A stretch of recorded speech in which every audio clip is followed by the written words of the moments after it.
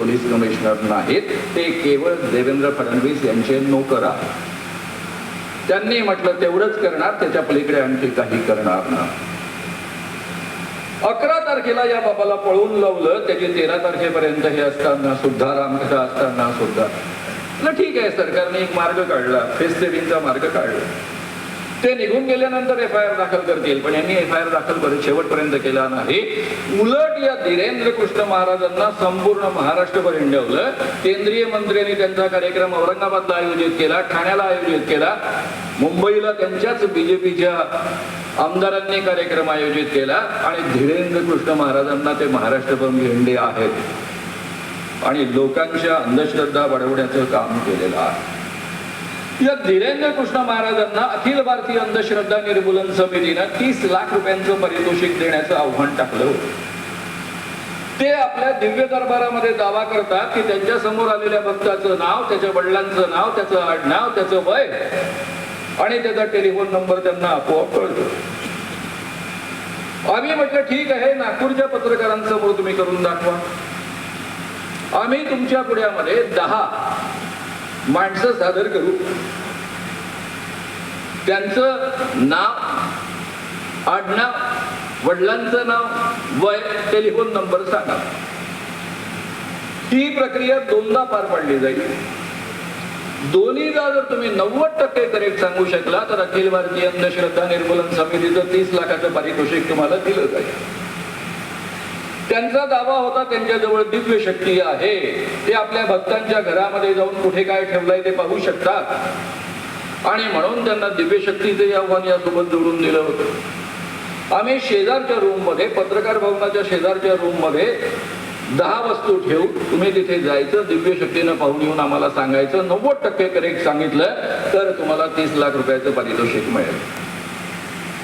मित्रांनो, अर्थात ते आव्हान त्यांनी स्वीकारलं नाही म्हणून त्याच्या संस्थेकडे पाठवण्यात आलं, रजिस्टर पोस्टाने ते पाठवण्यात आलं, ते परत आलं कारण त्यांनी ते स्वीकारलं नाही.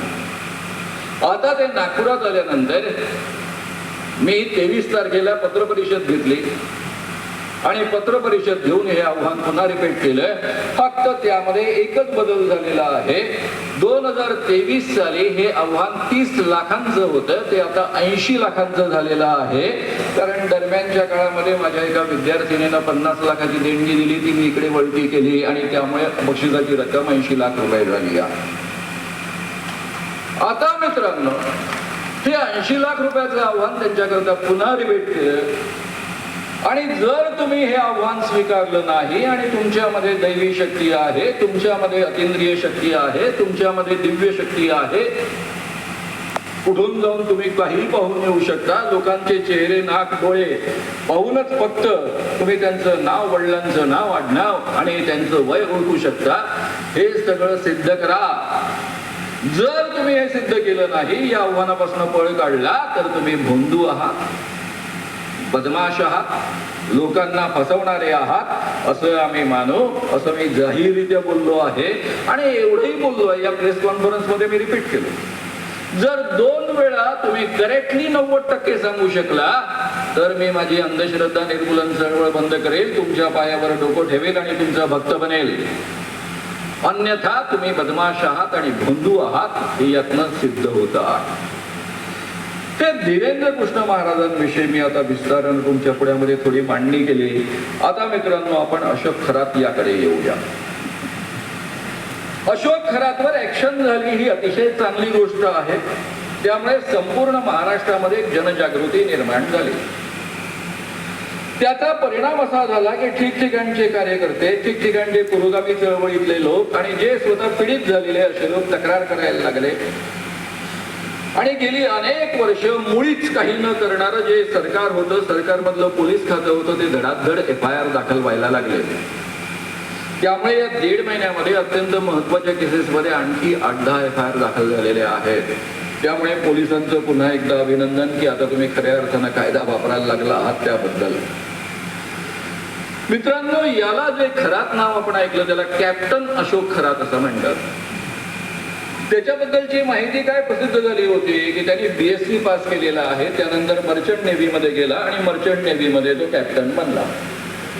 आणि मग त्यांनी 22 वर्ष संपूर्ण जगभर प्रवास केला वगैरे वगैरे अशा गोष्टी आपण ऐकलेल्या आहेत. वस्तुस्थिती काय आहे? अशोक खरात मॅट्रिक सुद्धा पास होऊ शकला नाही. मॅट्रिकला त्याला गणितामध्ये 28 मार्क होते. एका पत्रकाराने ती मार्कशीटच छापली आणि हा स्वतःला न्यूमरोलॉजिस्ट म्हणवतो, अंक भविष्य सांगणारा ज्योतिषी म्हणवतो, कॉस्मॉलॉजिस्ट म्हणवतो. मी पहिल्यांदा 44 वर्ष या क्षेत्रात काम करतोय. हा जगातला एकमेव भविष्य सांगणारा कॉस्मॉलॉजिस्ट आहे. कॉस्मॉलॉजी हा विषय काय आहे? संपूर्ण जगाची, विश्वाची उत्पत्ती कशी झाली, मानवाची उत्पत्ती कशी झाली या विषयाचा अभ्यास करणं म्हणजे कॉस्मॉलॉजी आहे. त्याचा आणि भविष्याशी काय संबंध आहे माहित नाही, पण त्याला कॉस्मॉलॉजिस्ट म्हणण्याचा सुद्धा प्रघात आहे.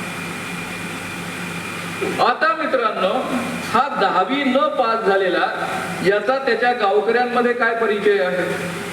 सिन्नर तालुक्यातल्या कळहंदवाडी गावामध्ये हा राहतो.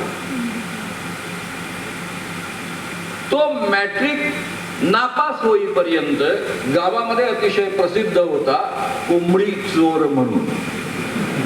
कोंबड्या चोरायचा, कोंबड्यांची अंडी चोरायचा याकरता प्रसिद्ध होता. तिथून तो पळून गेला. बहुधा नेव्ही मध्ये खलाशी म्हणून त्याने काम केलं असेल, कदाचित जगभर हिंडलाही असेल, पण कॅप्टन म्हणून नव्हे. तो जेव्हा परत आला तेव्हा त्याने स्वतःचा वेगळा अवतार धारण केला. स्वतःला तो भविष्यवेत्ता म्हणायला लागला, ज्योतिषी म्हणायला लागला, न्यूमरोलॉजिस्ट म्हणायला लागला, कॉस्मॉलॉजिस्ट म्हणायला लागला. नाशिक कॅनडा येथे त्याचं ऑफिस आहे, एक मोठं फार्म हाऊस आहे आणि एवढंच नव्हे तर सिन्नर तालुक्यामध्येच त्याचं एक मोठं मंदिर सुद्धा आहे. या महाराजांनी याच्या अनेक भक्तांमध्ये जसे कोण आहेत, एकनाथ शिंदे आहेत, ते मुख्यमंत्री असताना त्यांच्या पाया पडायला आउट ऑफ वे जाऊन, न ठरलेला दौरा असताना सुद्धा तिथे गेले. त्यांच्यासोबत दीपक केसरकर मंत्री गेलेत, राधाकृष्ण विखे पाटील गेलेत, रुपाली चाकणकर तुम्हाला माहितच आहेत. अशा अनेक लोक यांचे भक्त. या भक्तांमध्ये अनेक IPS अधिकारी आहेत. 2 IPS स्त्री अधिकारी सुद्धा आहेत. अनेक IAS अधिकारी आहेत. इथपर्यंतच्या ह्या गोष्टी बाहेर आल्या. या माणसाचा एका बाजूला हा लोकांना लुबाडण्याचा धंदा सुरू असताना दुसऱ्या बाजूने एक वेगळा धंदा सुरू होता. तेही पोलिसांनी बाहेर काढलं, पत्रकारांनी बाहेर काढलं. याने त्या माणसांचे काळे धंदे माहीत करायचे. नकली इन्कम टॅक्स ऑफिसर तयार केले. ते नकली इन्कम टॅक्स ऑफिसर त्याच्यावर रेड घालायचे आणि त्या ब्लॅकमेलिंग मधून सुद्धा तो पैसा कमवायचा. अजय देवगणचा पार्ट 1 पार्ट 2 नावाचा तो एक सिनेमा आहे या पद्धतीचा, त्या टाईपचा हे कृत्य. एवढंच नव्हे तर त्यांनी अनेक क्रेडिट सोसायट्या निर्माण केल्या.